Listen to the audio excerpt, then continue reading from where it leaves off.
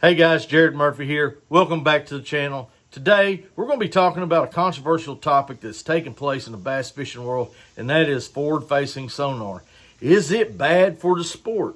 Is it good for the sport? Should it be banned from professional fishing tournaments? It's all kind of the big talk right now. We got a lot of pros that are for it, a lot of pros that are against it, a lot of everyday fishermen that are against it, a lot of everyday fishermen that are for it. We got some that are just straight down the middle. They could care less one way or the other. But I'm going to give my opinion on it, how I kind of feel about it, using it to fish with, and then as a fan of watching professional fishing, how I feel watching it on TV.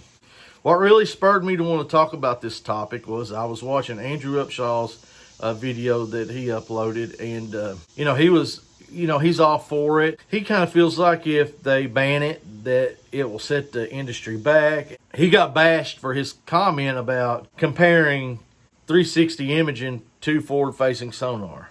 It stirred up a little bit of controversy just in that. And I was guilty of it too, because I'm like, you can't really compare the two, because 360 imaging is painting a picture of the bottom. So I said, you can compare it to down scan and side scan together. Yeah, you could do that, but forward facing sonar, no way. It's totally different. The forward facing sonar is giving you real life movements, instant, like a video, an ultrasound. You can see the fish move, you can see them react to your bait. By watching it, you can determine to speed up, slow down, dead stick, different things like that. Whereas with the 360, you're basically just getting a picture. Now, granted, with the 360, you can see fish, but you're not seeing them move and you're not seeing them react. But the way he was talking about it, and it makes sense, is that I can see out in front of my boat. So even though I'm looking at the bottom, I can see a rock pile, 100 feet out in front of me. That he's right. You do see out in front of you. So I get where he's coming from in that aspect. I still believe with the 360, you can see fish with the 360. You totally can. 100% you can see them. But you're not seeing their reactions. A guy that is using forward-facing sonar, he has more of an advantage as far as being able to see how that fish is reacting, whether he needs to slow down, speed up, dead stick, whatever. Whereas with the 360, yeah, I can see that rock pile, but I have to just fish it, and if I catch something, I catch it. If I don't, I don't. That's kind of where I'm at with that. But I understand what he's saying too. When it first came out, Brandon Polinick dominated with it. And he gave credit to it. Now, I have to say, a lot of people are making a good argument. The guys that ran Humminbird that had the 360 imaging, and this was before any forward-facing sonar was out. Yeah, the Humminbird guys, they had a bigger advantage because of it. They could see a snag or a extra little brush pile or a big boulder sitting off to the side that, typically you probably wouldn't see unless you drove over it with your side scan. I do agree with Andrew Upshaw on that, is that it is casted out in front of the boat, but you're seeing the bottom. My mind has changed about that. I agree with him. At first I didn't, but I do now. After he explained it, I was like, yeah, well, that makes sense. Brandon Polinick dominated with it. It's plain and simple, he did. And then we had guys like Gerald Swindle. He was just wanting the fans' feedback on if we found it interesting to watch on TV or if we found it boring. He didn't really give an opinion one way or the other on how he felt about it. He just basically wanted the feedback from the fans on how we felt about watching it. Then we had guys like Jacob Wheeler, who was really one of the, I don't want to call him a trendsetter, but I guess he was. He was the first one back in 2020 to use the Humminbird, Lowrance, and Garmin all together. He wasn't sponsored by any electronics companies because he wanted to run all three. And he basically destroyed the competition in 2020. Now, there was other things that he did that helped him, but obviously he had an advantage where he had 360 and forward-facing sonar. Then we had guys like Kyle Welcher. He gave his opinion on it. He uses it, and it's helped him win tournaments. He also says if he doesn't do that, then he can't be competitive. He's looking at it from a fan's perspective. He thinks they should ban it because it's probably boring TV for the fans to watch. And then there was Hunter Shryock. I think that's how you pronounce his last name. He was on the video with Jacob Wheeler and Kyle Welcher.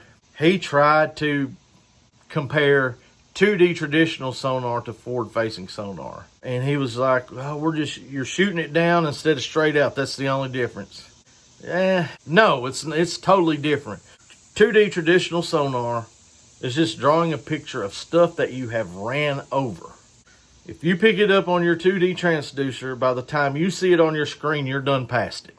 With the forward-facing sonar, you're shooting out in front of you, you're seeing real-time movement of fish. The reason that he was comparing 2D was back in 2011 when he first started fishing on Lake Erie. They would use the 2D sonars to drop shot on smallmouth. He tried to explain that it was a new thing then. Not a lot of people knew about it.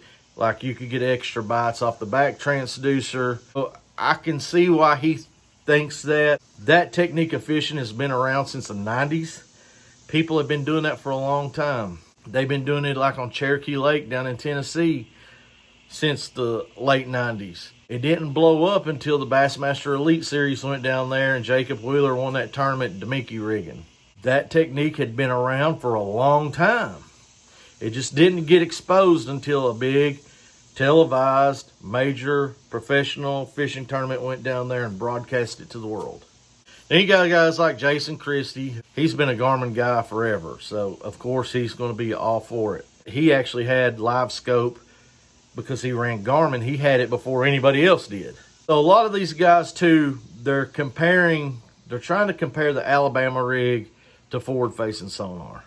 That fish will eventually get used to the forward-facing sonar, just like they did the Alabama rig. There are lakes like the Tennessee River. You get on them ledges, and you can throw them big A-rigs out on them ledges, and you can kill them on it, and still can to this day. Here where I live, southeast Kentucky, Highland reservoirs, we don't have ledges. We basically have a lot of points, bluff walls, things like that. It's more of a early spring and late fall tactic. In the summer, it's just not a good bait to throw. But in them colder months, colder water, the A-rig down here is just absolute dynamite. But they trying to say like, they're making it like it's not as an effective bait as it once was. So in my opinion, they try to make it like fish, or they know what that A-rig is, they're accustomed to it. I don't 100% buy that. I think that the biggest problem for fish is they feel pressure. They feel the pressure from boats, boat traffic, sonar pinging. I mean, you go to a ledge on Kentucky Lake, there might be 5 boats at a time sitting on a ledge. If you got a Humminbird 360 transducer pinging, you got a 2D transducer pinging, and then forward facing sonar, you got 3 transducers per one boat. Let's just say you got 5 boats and they got 2 transducers apiece. That's 10 transducers pinging on that ledge. The frequency is going to bother the fish more than them seeing a bunch of baits. That's just my opinion. As for what Gerald Swindle asked from the fans, do we enjoy watching it? My answer would be, I particularly don't enjoy watch tournaments where it's predominantly forward-facing sonar. And the reason is, it is boring to watch. Partly because they're not showing you what they're actually doing and why they're doing it. And I understand why some pros don't want to do that, is because maybe they've learned a few little tricks and they want to keep it from the other guys. I get it. Fishing's a big secretive thing. We don't want to tell nobody nothing. A lot of them don't want to share tips and tricks. I get it. You're in it to win it. You're in it for a living. I understand that. But at the same time, the products that you are sponsored by and that you're trying to sell, us, the fans, we're the ones out there in the market buying it. I find it boring. I don't find it that interesting. I think in a way it does take away from some guys that are very skilled in locating fish and catching them kind of the traditional way. Of course, that's how I grew up fishing. That's just what I like to watch. I will say this, I do have technology on my own boat. I have a Lowrance Elite TI. What is that, a TI2? I got the 12-inch and the 9-inch at the console, and then up front I have a Garmin 93 SV. Now, I don't have the forward-facing sonar yet, but that's my next big purchase. I am getting it. I have fished with buddies that have it on their boats, and I have to say, for me going out fishing, I enjoy it. It's really cool to use. So I'm kind of contradicting myself here because I enjoy using it. And Andrew Upshaw really opened my eyes to this. I said that I thought it was boring to watch. And he asked me, he said, is it that it's boring to watch, or is it that the anglers themselves are boring and they're not very engaging? And I'm like, you know, this younger generation of fishermen, they're not very engaging. They're not very talkative. They're so focused on that screen and what they're doing that nothing else in the world matters. And that's okay. You should be. You're trying to win a tournament. But I think that for people like me, I grew up watching, you know, Kevin Van Dam, Gerald Swindle. I'm going to show my age here. Roland Martin, Hank Parker, Jimmy Houston. Those guys fished the Bassmaster Series, and they were always real instructional in what they were doing. You know, they would tell you about the reason I'm here. There's a hump out there, or there's a drop off, or there's a brush pile, and this is what I'm doing with this bait. That's why it's working. And that kept you engaged because you're like, oh, I understand what they're doing. Whereas with a lot of today's guys, they're just looking at the screen. They're not saying a word, and it's just boring to watch. If they could somehow incorporate how showing the fans what they're doing, and it be kind of instructional, then it might not be so boring. But at the same time, I don't want to watch 10 guys do the same thing. I want to see somebody flipping bushes. I want to see somebody throwing a spinnerbait or throwing a deep diving crankbait, or somebody, I don't know. I would just like to see something other than guys staring at screens. Now, granted, I know we've been staring at screens for a long time. That is true. I just don't want to watch it for 4 hours. I'm not against the technology because, honestly, the technology's here. I don't think Bass is going to ban it. I don't think MLF will ban it. They're getting too much money from sponsorship dollars from these electronic companies. So I just don't see it being banned. And plus, there's a lot of guys out there on the grassroots level too. They're buying these units. So as long as people keep buying them, man, it's here. And it's here to stay. Like with Matt Herron, he's afraid that, you know, it's going to take away from people who have technique. And I do agree with that. People are catching fish now that they normally wouldn't catch. And that raises the question, would those guys still be competitive if they weren't catching those fish?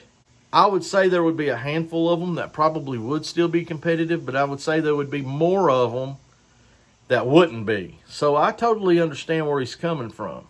I'm conflicted because I still like to watch the traditional way of fishing. I don't necessarily like watching the guys do it on the live scope, but I do, as far as when I go fishing, I like using the live scope. Now, I don't use it all the time. Of course, I don't have it. I have to go when I go with my buddies. My buddies don't use it all the time. It's kind of a situational deal. I have seen it too, where we've seen big wads of spotted bass and can't catch them. They'll chase and chase and chase, and no matter what you do, you can't catch them. But then we've seen wads where we blister them. I mean, every cast, boom, boom, boom. We were catching fish we normally wouldn't catch. We were seeing fish that we didn't know that they were in those areas. The professional tournaments are going to have to figure out a way how to broadcast these tournaments with the forward-facing sonar. Do I think it's bad for the sport? No, not really. I mean, I can see the arguments that people are making. I don't think that forward-facing sonar is going to get banned. I think it's here to stay, and I think it's going to be, it's one of those deals, man, where it's a tool now, and anglers are going to have to learn to use it. I'm a fan of it using it. I'm just not a fan of it watching it. I would rather watch the old way of fishing. It's just more exciting, if that makes sense. I know that's kind of contradicting, but it is what it is. That's just my opinion. I think a lot of guys that are kind of salty toward it aren't good with the technology. And the thing is, nowadays, you're going to have to get good with it, because these kids that are in high school and college, that's how they're fishing. A lot of the high school events around here where I live now, they do a lot of them in cold water. They don't fish in hot water. So cold water, fish are suspending. How are they catching them? Open water. That's why these kids today they're getting so good with these electronics, at least here. I mean, guys that were hammers on my home lake, they're getting beat to death by 16, 17, 18-year-old kids, because these kids know how to use electronics. The ball game has changed. Do I think that it's going to hurt some pros? It's going to hurt them bad if they don't learn how to use this new technology. I mean, and I was heavily against it at first, but then I got thinking about it. You know, when side scan come out, people who had it had an advantage. People who didn't have it complained then. Well, what did people do? They went and got it, learned how to use it. Now, I will say this. The down scan and 2D are pretty much the same. I will say that. Although the down scan gives you a little better clarity of what you're seeing, you're pretty much getting the same picture. Side scan is going out away from the boat, 100 feet to your right, 100 feet to your left. You're seeing things that you normally wouldn't see unless you ran over it, directly over top of it with the 2D. I wish people wouldn't compare the A-rig to forward-facing sonar. I wish they would just stick with the electronic part of it, because people adapted to side scan, people adapted to down scan, they adapted to the Humminbird 360. And that's another thing. People didn't really gripe about the 360 when it came out. The 360 just didn't dominate like forward scan did. So that's why you didn't hear a lot about it. But there were guys like Brandon Polinick. He learned it and he dominated on them smallmouth lakes with it. So if you can learn to use that 360, it is a bad weapon to have. That's my opinion on it. I feel like it makes it boring to watch. It really does. I enjoy fishing with it. I do. When the times are right for it, I enjoy it. And it's a skill that's going to have to be learned by a lot of anglers. Does it make it right? Does it make it wrong? I mean, I don't know. Bass has banned things before. They banned the Alabama rig, and then there was one year where long lining, where you would throw a crankbait out and let all your line out on a point or a ledge until you run over fish, and then you crank it back. You could take like a 18-foot crankbait. You could give him 200 yards of line, and he'll get down there to 35 foot, 40 foot. The next year, they banned that. So bass has been known to ban lures and techniques. Will they ban the electronics? I highly doubt it, just because of the amount of money that these electronic companies are pushing into the sport. Nobody really knows what the answer is. Big thing, limit the number of graphs a person can have. I don't know if it's a number of graphs or if it's a total inches of graph. They need to do something like that too. And then they need to limit the number of tournaments where that technology is going to dominate. That way, guys that are not as skilled with the technology but are skilled in finding fish and running patterns, they need the tournaments for those dudes as well. So those are the type of tournaments I like to watch, is pattern run tournaments, because I can take patterns and apply them to my home lake. I can't always apply, smallmouth fishing here. It just is what it is, and it's something that we all as fishermen are going to have to adapt and learn to do. Well, guys, that's going to be it for this topic. We may make another video on it. Just depends on how the comments go. All I ask for is in the comment sections, just be respectful. Don't do any bashing. If we disagree, we just disagree, and that's cool.